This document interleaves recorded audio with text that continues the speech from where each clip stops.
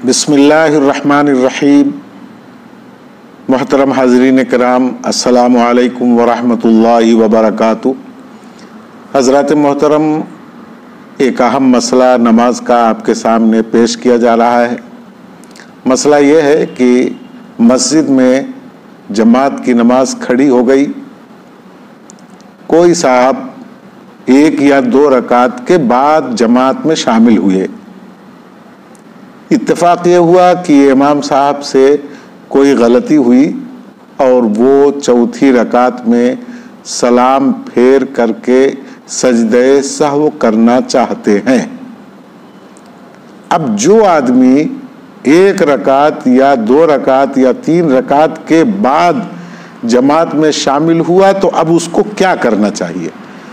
उसको करना यह है कि जब इमाम साहब सजदे सहव के लिए एक सलाम फेरें, तो उस आदमी को जिसकी नमाज छूटी है उसको सलाम नहीं फेरना है।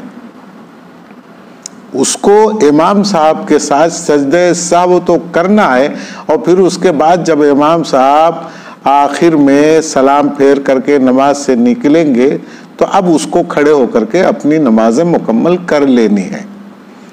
अगर वो आदमी की जिसकी रकात छूटी है, उसने इमाम साहब के सजदे सहव वाले सलाम के साथ जानबूझ करके, यानी ये जान करके कि उसकी रकात छूटी है और उसको रकात अभी पढ़नी है, जानबूझ करके उसने अगर सलाम फेर दिया, तो अब उसकी नमाज नहीं होगी।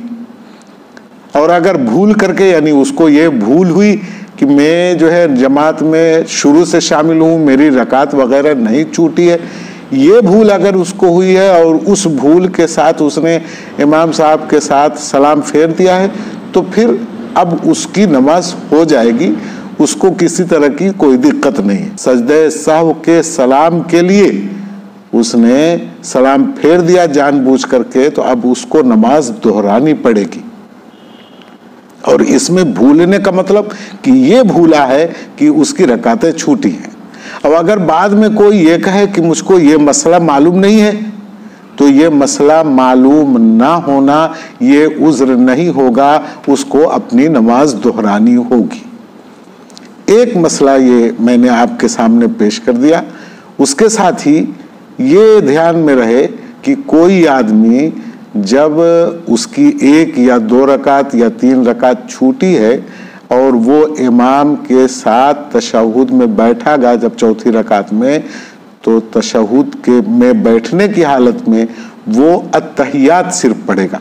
इमाम साहब तो जाहिर सी बात है कि दरूद शरीफ भी पढ़ेंगे, दुआए मासूरा भी पढ़ेंगे और दूसरे मुक्तदी भी पढ़ेंगे, लेकिन जिसकी रकातें छूटी हैं वो अत्तहियात ज़रा आहिस्ता आहिस्ता पढ़े, और इतना आहिस्ता पढ़े कि कोशिश ये करें कि इमाम साहब के सलाम के साथ ही मेरी अत्तहियात ख़त्म होगी। लेकिन अगर उसकी अत्तहियात जल्दी ख़त्म हो जाए, तो अब उसके बाद वो कुछ न पढ़े, इमाम के साथ वो सलाम फेर ले। ये मसला मैंने आपके सामने बयान किया।